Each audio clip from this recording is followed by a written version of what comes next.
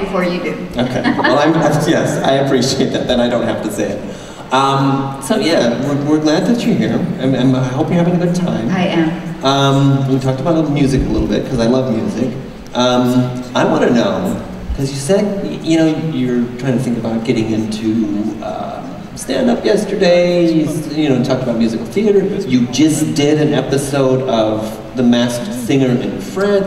Who was here yesterday? Okay, you guys are going to hear the story again, because I would like to hear the story about The Masked Singer again. I love that story. Did I tell the whole story? Yeah, you told I think you told the whole story yesterday. Okay. But I think the people that weren't here yesterday would like to hear it. I did. Yeah, no, it was kind of an amazing opportunity, and I often think that things that come into your life are all about timing. And we were in that first year of COVID, so they asked me to do it around February or March, maybe March of 2021. And that was when people were just beginning to maybe get vaccinated. I don't think I was vaccinated yet. And you know, you couldn't really even imagine traveling, certainly not across the whole ocean, because, you know, we'd all just been inside our homes. And so I said, well, maybe I'd like to do it, but like if COVID doesn't, you know, can I get out of it, whatever. It was like that kind of thing. But it was also, I was just at home doing nothing. And so I started working with my vocal coach on Zoom. We would have these singing lessons, and we started working on some songs, and then we got vaccinated.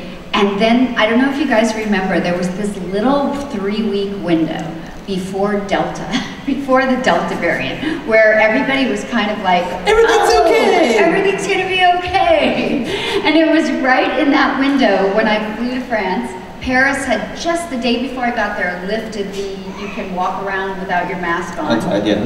And so it was the tiniest window. We got in, I landed, they secretly get me to the hotel.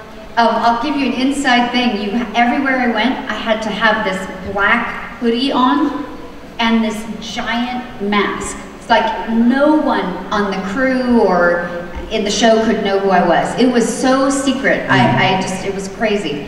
And you don't sing under the mask, though. No, you don't. You go to a recording studio and you sing the song, because you could never sing in that thing. But I did record it in Paris. I didn't record it in Los Angeles. And so we recorded the song, we did the wardrobe fitting, we rehearsed the thing like 3 times with this big group of dancers and choreographer, and then we filmed it for the judges. And it was really fun. It was just like being shot out of a cannon, and yeah, it was great. It was great. But then right after I got home, everyone got COVID again. It was crazy. And nobody left their house ever again. Like it was just this little window. That's awesome. I love that. I love that. And you were Ladybug? I was a ladybug. Ladybug. Yes. Okay. Which, you know, when you go through the process, they asked me, you know, what would you like to be? And I had just had this experience in my home where I had rescued 2 baby hummingbirds that had fallen out of their nest in my yard, and I noticed it. And so I saved them, and I spent like 3 days, almost 24/7, just like 20 feet away. What you do when you rescue a hummingbird is the ideal thing to do is to put them in some sort of safe cardboard box, but put it up on a ladder close to where their nest was, and you hope that the mother comes back and finds them and continues to feed them and stuff. So I was sitting across my yard with binoculars like for 18 hours, just like, where is the mother? Is she coming back? Is she coming back? And if she didn't come back every half an hour, then I would go in and I would sugar drop feed them like the amount that they say, and then I would go away, and then I would hope, like in another, you have to feed them every half hour. And if the mother doesn't come, then I had to do it. But finally the mother came, and the mother brought them back to health, and they eventually flew away. It was amazing. Brilliant. Anyways, so I wanted to be a hummingbird, but somebody had already been a hummingbird, so I couldn't be a hummingbird. Sounds like bitches. And then they offered the idea of a ladybug, and I loved that idea because ladybugs, when they land on you, they're supposed to be lucky, and I think they're good fortune, and I wanted the experience to be really positive for everybody, so I chose ladybugs. That's brilliant. Yeah.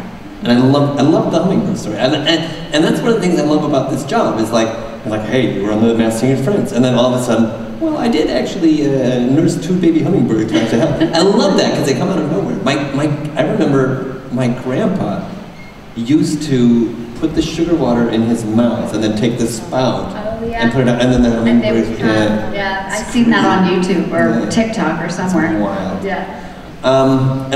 We've got the microphone set up on either side of the venue, so when the public does have some questions, just go up to the mic. Yeah, if you guys have any questions, go ahead. Let us know. One of the questions that gets asked over and over again is, are you going to do Lois Lane again? But, and the thing is, and we talked about it yesterday, it's like, you're always going to be Lois Lane to me. Oh. But there's a new Lois and there's other stuff. But what you can do and what you have done is like you've done Supergirl with a different character and stuff like that. Smallville, I did as Lois's mom. Yeah. I mean, it seems to me like that is more interesting. I don't know. Are you of the same opinion? Well, I don't know if it's more interesting or not, but it is the only way I feel like I can actively sort of be in the DC universe that way for the fans, really, is when an opportunity comes up to kind of participate in those shows that are currently running because of my age and also just because of how DC Comics in the larger picture wants to tell the Lois and Superman story, which, is a big thing between their movies and their TV shows.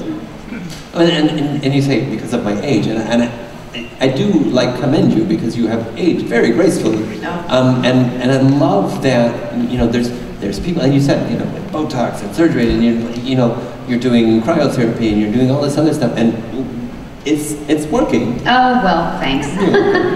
But I just it is what it is. It's just like it's nice to see. I think is what I'm trying to say. Thank you. It's nice to see. Well, I don't judge anything anyone does. No. I think aging is a difficult process, just in terms of acceptance. I think for everyone, really, because you're just looking at years of your life that you won't ever live again. Forget the way you look, just mentally. So I think you just have to be, I think honest, I think accepting, I think forgiving, I think keep growing. I love being adventurous and curious and just passionate that I'm alive and can do things. That's kind of where I try to keep my mind. I know, I freaked out when I turned 30. I was like, oh, and then I turned 40 and I'm like, whatever. And then, you're right, it is. I do like that. Oh, look, that's all right. I didn't see you over there. Question. Go ahead. Yeah. Hello, it's nice to finally meet you. I must say, all of the fans really appreciate it that you and Dean are bringing this sparkle back, and Supergirl, it was really amazing. So if you have other future projects with Dean, the fans will really love it. Okay, well I'll tell him that. Thank you. My question is, if you could play another role in Desperate Housewives, which one would it be and why? Ooh. Well, I would play Susan. I love Susan, and a lot of people think I was Susan, and I think if I was Susan, I wouldn't have been able to play Susan, because she's, a little tragic sometimes. But interesting, I will tell you, when everyone auditioned at the very beginning for that show, and Mark Cherry, who created it, had a very strict rule that no matter who you were, no matter how big of a resume you had to audition. He didn't cast anybody that didn't audition. And at the time, they were very open. So I auditioned for both Susan and Lynette. And the reason I felt connected to Lynette, I think, was because at the time I had a very young toddler, and I was just exhausted. And that sort of thing that Lynette had, where she was just this exhausted, could not keep track, was so frustrated because she just couldn't keep track of all of her children and whatever. I felt like I related to that. So I felt like I had a pretty fun audition for Lynette, but my heart was really with the comedy of Susan. I loved that sort of, you know, physical comedy, yeah. fumbly, kind of klutzy comedy. I liked that. So I think I ended up in the right place, but that was something I was also considering. Okay, thank you very much. Yeah. Thank you, great And, question.